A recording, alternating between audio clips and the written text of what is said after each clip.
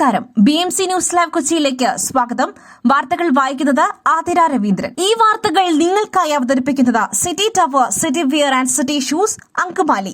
Powered by Leotech solar solutions, Mayil food stuffs, Mookkannoor and Cochin Kalabhavan Angamaly franchise. Kalamassery government polytechnic കോളേജിലെ ലഹരി കേസിലെ പ്രധാനി കൊല്ലം സ്വദേശിയായ 3ാം വർഷ വിദ്യാർത്ഥിയെന്ന് പോലീസ്. ഇയാൾ ഒളിവിലാണ്. കഞ്ചാവ് എത്തിച്ചത് ഇയാൾക്ക് വേണ്ടിയെന്ന് പ്രതികളായ ആഷിഖും ഷാലിഖും മൊഴി നൽകി. 3ാം വർഷ വിദ്യാർത്ഥിക്കായി അന്വേഷണം ഊർജിതമാക്കി. പൂർവ്വ വിദ്യാർത്ഥികളായ ആഷിഖിനും ഷീലിഖിനും കഞ്ചാവ് കൊടുത്തിരുന്നത് ഇതര സംസ്ഥാനക്കാരനാണെന്നാണ് മൊഴി. ഇവരിൽ ചിലർക്കായി പോലീസ് തിരച്ചിൽ തുടരുകയാണ്. ആവശ്യത്തിനനുസരിച്ച് ആഷിഖും ഷാലിഖും ഹോസ്റ്റലിൽ കഞ്ചാവ് എത്തിക്കുന്നതായിരുന്നു രീതി. ഇതിനു മുൻപും ഹോസ്റ്റലിൽ ഇവർ കഞ്ചാവ് എത്തിച്ചിട്ടുണ്ടെന്ന് തൃക്കാക്കര SP PV ബെന്നി പറഞ്ഞു. ഹോസ്റ്റലിൽ നിന്നും പിടികൂടിയ 2 കിലോ കഞ്ചാവ് ആകാശിന് നൽകിയത് ആഷിഖാണ് എന്നായിരുന്നു മൊഴി.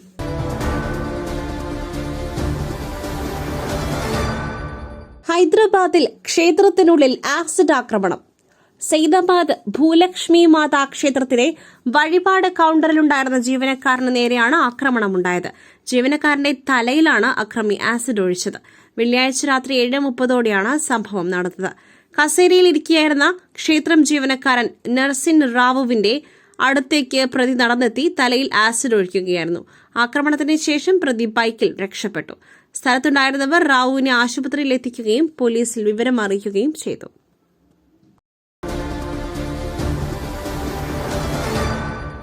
നിയമസഭാ തെരഞ്ഞെടുപ്പിനൊരുങ്ങുന്ന ബീഹാറിൽ മിഥിലയ്ക്കടുത്ത് സീതാമർഹിയിലെ സീതാക്ഷേത്രത്തിന്റെ നവീകരണവും പുനരുദ്ധാരണവും ചർച്ചയാക്കി BJP. കേന്ദ്രമന്ത്രി അമിത് ഷാ തന്നെയാണ് ഈ വിഷയം ചർച്ചയാക്കി ആദ്യം രംഗത്ത് വന്നത്. സീതാക്ഷേത്രം പുതുക്കി പണിതതിന്റെ ബഹുമതി BJPക്ക് വിട്ടുനൽകരുതെന്ന് പ്രധാന പ്രതിപക്ഷമായ രാഷ്ട്രീയ ജനതാദൾ RJD പ്രതികരിച്ചു.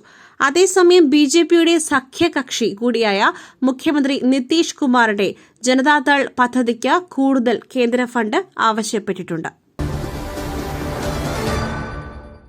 മയിലിന്റെ അപ്പം പൊടിയുണ്ടെങ്കിൽ ഇനി ആർക്കും ഉണ്ടാക്കാം. കൊതിപ്പിക്കുന്ന നല്ല 1-ാം തരം അപ്പവും പത്തിരിയും. മയിൽ റൈസ് ആൻഡ് ഫുഡ് പ്രൊഡക്ട്സ്, ശ്രേഷ്ഠം സമ്പുഷ്ടം. കോഴിക്കോട് വിലങ്ങാട് വാനരശല്യത്തിൽ പൊറുതിമുട്ടി കർഷകൻ. കുരങ്ങുകൾ കൂട്ടമായി എത്തി വിളകൾ നശിപ്പിക്കുന്നത് പതിവായതോടെ പറമ്പിലെ 18 തെങ്ങുകളുടെ മണ്ട വെട്ടിയിരിക്കുകയാണ് വിലങ്ങാട് ഇന്ദിരനഗർ സ്വദേശി പുതുപ്പള്ളി ജോഷി. കുരങ്ങുശല്യം അധികൃതരുടെ ശ്രദ്ധയിൽപ്പെടുത്തിയിട്ടും സഹായം ലഭിച്ചില്ലെന്ന് ജോഷി പരാതിപ്പെട്ടു.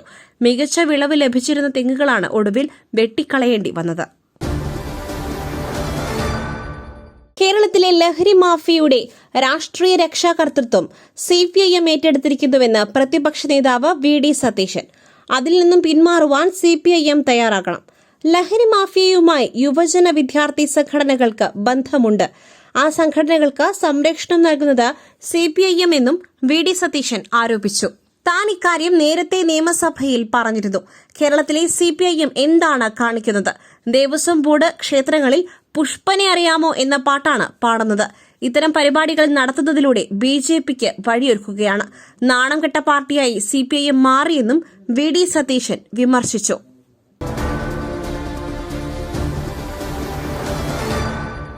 മലപ്പുറത്ത് വ്ളോഗർ ജുനൈദ് വാഹനാപകടത്തിൽ മരിച്ച സംഭവത്തിൽ അസ്വാഭാവികത ഉണ്ടോയെന്ന് മഞ്ചേരി പോലീസ് അന്വേഷണം ആരംഭിച്ചു. സ്ഥലത്തെ CCTV ദൃശ്യങ്ങൾ പോലീസ് പരിശോധിക്കും. ജുനൈദ് അപകടകരമായ രീതിയിൽ വാഹനം ഓടിക്കുന്നുവെന്ന് പോലീസ് കൺട്രോൾ റൂമിലേക്ക് ഒരാൾ വിളിച്ചറിയിച്ചിരുന്നു. ഇയാളുടെ മൊഴിയടക്കം രേഖപ്പെടുത്തും. മരണത്തിൽ ജുനൈദിന്റെ കുടുംബം പരാതി നൽകിയിട്ടില്ല.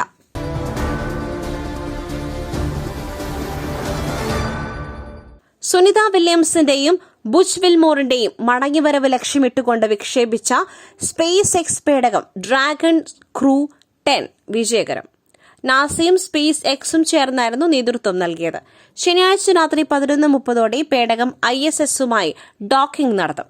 മാർച്ച് 19 ബുധനാഴ്ച സുനിത ഉൾപ്പെടെയുള്ളവരുമായി പേടകം ഭൂമിയിലേക്ക് തിരിക്കും.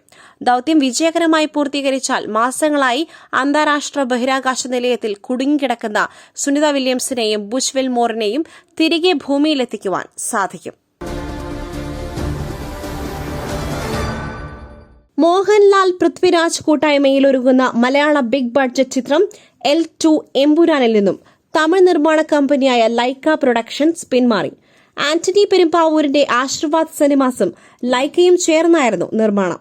ലൈക്ക നിർമ്മാണത്തിൽ നിന്നും പിന്മാറുന്നതും ഗോകുലം ഗോപാലന്റെ ഉടമസ്ഥതയിലുള്ള ശ്രീ ഗോകുലം മൂവീസ് ലൈക്കയുടെ ഷെയർ ഏറ്റെടുക്കും എന്നാണ് ഏറ്റവും പുതുതായി ലഭ്യമായ വിവരം. എന്നിരുന്നാലും മാർച്ച് 27 എന്ന റിലീസ് തീയതിയിൽ നിന്നും മാറില്ല എന്നും വിവരമുണ്ട്. മറ്റൊരു വാർത്തയുമായി കണ്ടുമുട്ടുന്നതുവരെ നന്ദി, നമസ്കാരം.